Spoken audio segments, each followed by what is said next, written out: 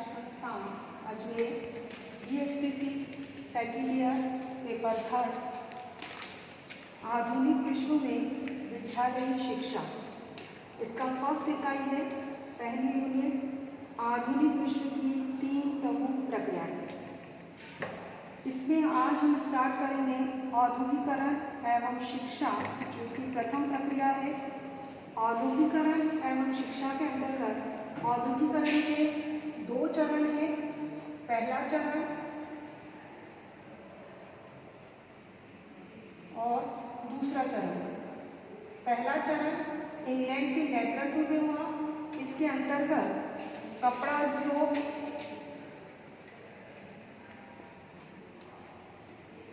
भाप चलित इंजन,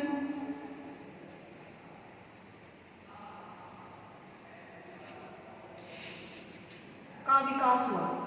और सेकंड चरण के अंतर्गत रसायन, बिजली,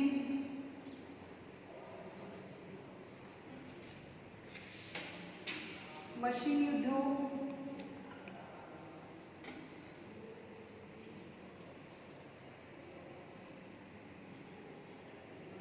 मशीनी उद्योगों का विकास हुआ। 1920 में फोर्डवाद आया। औद्योगिक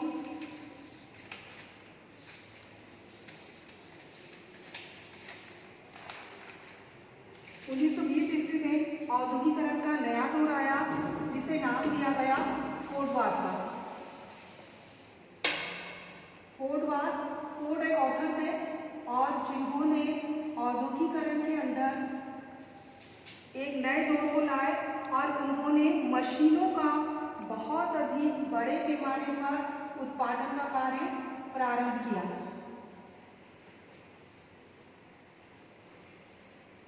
मशीनों के अंतर्गत सबसे मेन गाड़ियों का करा था।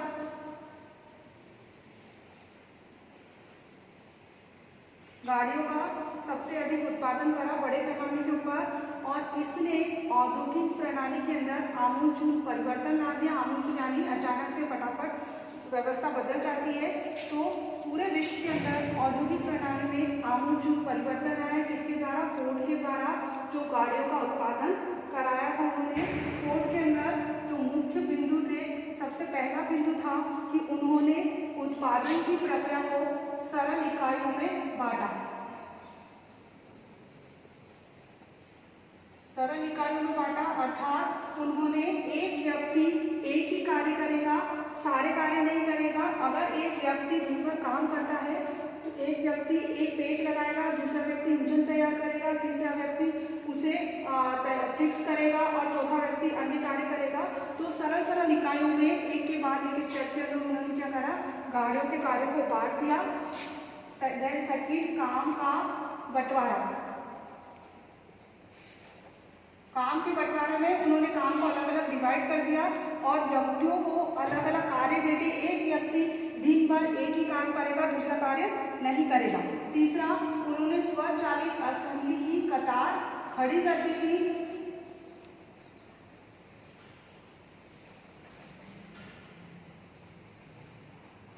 स्वचालित असेंबली की कतार के अंतर्गत उन्होंने सारे कामकाज को दिन भर में से एक ही छत के नीचे में सैकड़ों गाड़ियों का निर्माण करने के लिए तैयार करा और किसी पर भी निर्भर न रहने की बात करी। और बहुत सारे मजदूर एक ही छत के नीचे बहुत सारी गाड़ियों को क्या करते थे? वितरित करते थे।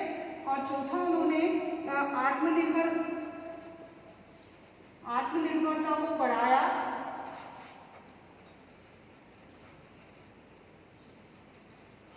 आत्मनिर्भरता के अंतर्गत गाड़ी का कोई भी छोटा से छोटा और बड़ा से बड़ा पुर्जा एक ही छत के नीचे बनेगा, ताकि दूसरे पर निर्भर ना रहना पड़े और जिससे कार्य क्या होगा? फटाफट होगा, जल्दी होगा। इससे बड़े पैमाने पर हजारों कामगार एक साथ काम करने गए, लेकिन फोर्ड ने मजदूरों के वेतन को बढ़ाया। उसने ये कहा कि अगर मजदूरों का वेतन बढ़ेगा तो वो मेहनत से काम करेंगे तो उत्पादन अच्छा होगा, अधिक होगा। उससे हमारी इनकम में क्या होगी? बढ़ोतरी होगी और व्यापार अच्छा होगा। देन नेक्स्ट है कि मोटरों की मांग में क्या होगी? बढ़ोतरी होगी। और मोटरों की मांग में बढ़ोतरी होगी। तो ये सारी चीजें हम इसी को फोर्डवाद का नाम दिया गया और इनके कारण हमारे उत्पादन में क्या हुआ, बहुत अधिक वृद्धि हो। लेकिन जैसे जैसे द्वितीय विश्व युद्ध के बाद भारत जैसे देश ने भी क्या करा, औद्योगिकरण को अपनाया और पूरा विश्व औद्योगिकरण को अपनाने के लिए जुट गया और इसे ही हम औद्योगिक क्रांति का नाम दे सकते हैं या पूरा देश औद्योगिक सूत्रों में बन गया। 1970 के अंदर फोर्डवाद की जो व्यवस्था थी वो कमजोर होने लगी। उसके कारण थे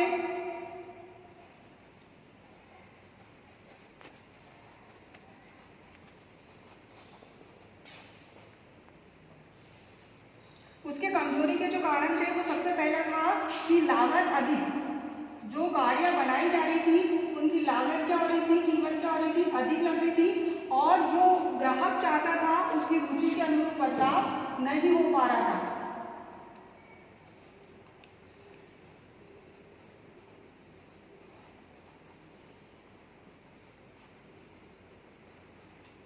देन सेकंड था कि मजदूर रुष्ट हो रहे थे, मजदूर एक ही तरीके का काम कर रहे थे, उन्हें उनकी जो क्रिएटिविटी थी वो क्या हो रही थी, खत्म होती जा रही थी और इस कारण से मजदूरों में क्या आ रही थी, रुष्टता आ रही थी, उन्हें दिन भर एक ही काम करना था। तीसरा 1970 के अंदर पूरे विश्व के अंदर आर्थिक मंदी का दौर चल रहा था और इस आर्थिक मंदी का असर फोर्डवाद पे भी पड़ा और फोर्डवाद के अंतर्गत उत्पादन और जो ग्राहक थे उनकी नई खोज करने लग गए और उन्हीं के अनुरूप उत्पादन करने लग गए। देन नेक्स्ट है रिश्तों में सुधार और लचीलापन।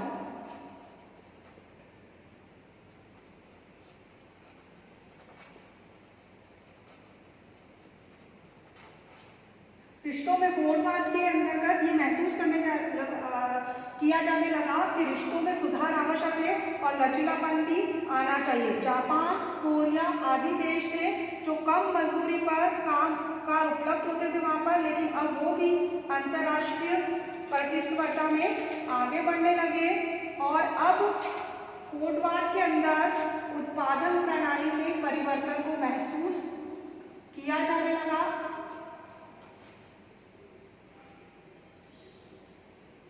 उत्पादन प्रणाली में परिवर्तन आवश्यक हो गया और विशालकाय कारखाने जो थे वो कम होते गए।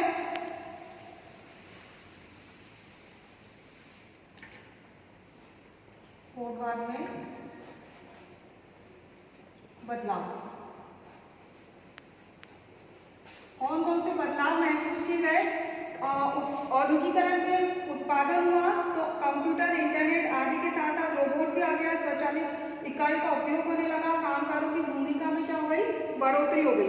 तो ये महसूस किया जाने लगा कि हमें औद्योगिकरण के अंतर्गत जब उत्पादन बढ़ाना था तो हम अकुशल लोगों को भी ले रहे थे, लेकिन अब ये महसूस किया जाने लगा कि हमको दो बदलाव करने हैं। देन फर्स्ट है कि हमें शिक्षित और कुशल कारीगरों को लेना है जिससे उत्पादन क्या हो, अच्छा हो और कोई भी समस्या होगी तो शिक्षित कारीगर क्या करेगा, उसे अपने तरीके से सुलझाने की कोशिश करेगा। और उद्योगों का चक्र तब बदलेगा जब हम सेवा क्षेत्र के अंदर भी क्या करें, ध्यान दें। सेवा क्षेत्र सिर्फ उत्पादन पर ही ध्यान न दें, हम किस पे करें, सेवा क्षेत्र पर भी ध्यान दें, यानी उत्पादन के साथ साथ मार्केटिंग को, बैंकिंग को, वैज्ञानिक शोध को। इसमें फर्स्ट है आपका बैंक, क्योंकि अगर कोई व्यापार किया जाता है तो बैंक क्या करता है, पूंजी उपलब्ध कराता है, लेन देन का काम संभालता है। तो सेवा क्षेत्र के अंदर बैंक को अच्छे से देखना जरूरी हो गया है। देन सेकंड है वैज्ञानिक शोध संस्थान।